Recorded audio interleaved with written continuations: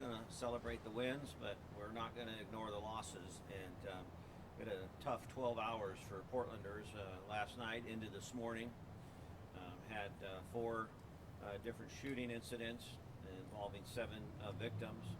Had another victim that was assaulted with use of a firearm. There were no shots fired there, but also we had a sergeant of ours out at East Precinct rear-ended by a drunk driver who was also driving a stolen vehicle. And then, of course, sadly, we had the in custody death out in North Precinct. Just important for me to come in and recognize, as we say so many times, that the priority for law enforcement is life safety. And that was exemplified last night in the action by a number of our officers. The initial shooting out on Stark Street involved, well over 100 participants in a community event, multiple victims. We provided medical first aid upon arrival, and also at the same time we're able to muster resources and apprehend the suspect multiple blocks away. Just an example of tremendous courage and cooperation and knowledge about the area and the ability to communicate and share resources, making sure that those victims could get the medical attention they needed, as well as being able to take the suspect into custody. We saw other shootings throughout the night, as I mentioned, including this morning where officers applied first aid. Those investigations are ongoing. Obviously, hoping to make arrests. They're being followed up on by our safety team that focuses on gun violence. And then, of course, the tragic loss of life with the in custody death. And just want to recognize that tragedy for that gentleman, for his family, for the impact that has on our members, on our first responders. Certainly never the intended outcome when we step into these moments of crisis with individuals trying to find resolutions. And we need to allow that to run its course. There's obviously, last night we had the city attorney, we had internal affairs, we had our homicide unit, myself. Several eyes will be on this as it also gets turned over to the medical examiner and gets looked at by the district attorney. So that will be done in a robust process. But I just wanted to take a minute and recognize that a lot of lives were impacted last night, either by the violence or the tragic outcomes. At the same time, we stand here on the cusp, just a few hours away from this great event that's going to happen up at PG Park, and really a celebration for Portland, a celebration of the evening as thousands of Portlanders come together on a beautiful summer evening to really represent and celebrate what we want Portland to be about. So all of this heavy on my heart, heavy on my mind in my role as the chief, but also recognizing that as Portland we are going to continue to go forward to create the most safest and healthiest place for all of us to be able to thrive and live. So thank you for that. I just wanted to share those remarks. Any questions, comments? Tonight's event, we've got about 31,000 people coming in. How are you when everybody's leaving tonight? Some are going to be taking the transit, but some are going to be taking cars. There's going to be a lot of people. How are we handling crowd control? How are we handling the congestion of the traffic? How are we handling also if there's an emergency, if police or fire or EMS need to get through all that? Well, I want to first of all just recognize the great team at the park, and the fact that we had a couple of these concerts last year gives us a playbook. This one is definitely an aggressive opportunity for all of us, and I really appreciate the cooperation and collaboration we've shared with them in developing a proper safety plan. So they have hired a number of Portland police officers. We have command officers that are working tonight. We'll have our mobile precinct up there. We're working closely, obviously, with PBOT around traffic, making sure that there's good, safe ingress and egress, encouraging people to use mass transit. I do know that your ticket counts as also a ride share for fare for being able to use Max. So I feel we're well prepared, both for the safety and security plan as well as just a general movement plan. I was just up in the stadium district prior to coming here. I was over on 23rd. I mean, the city's alive. There's a lot of people out and about, and although a little bit congested in a good way. What about like after the show? It looks like it gets out maybe around 11:30. You never really know with these Yeah. things, but it's also people live in the area.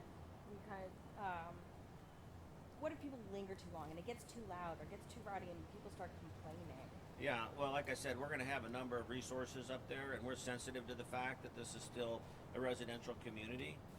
This is the balancing act that we all share in living in a dense urban environment. Is how do we balance, the needs and desires and dreams of all Portlanders at the same time? But we will have a robust presence.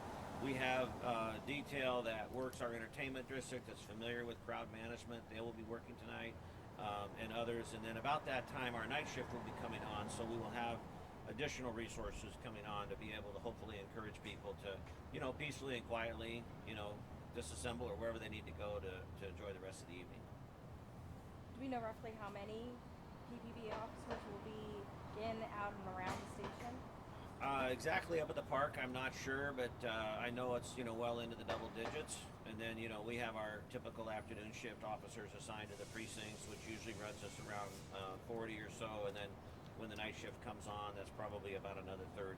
So roughly in that time period, we're probably looking at 60, 70 officers in addition to whatever they have assigned up at the park. Sorry, I don't mean it. No, it's take all, over.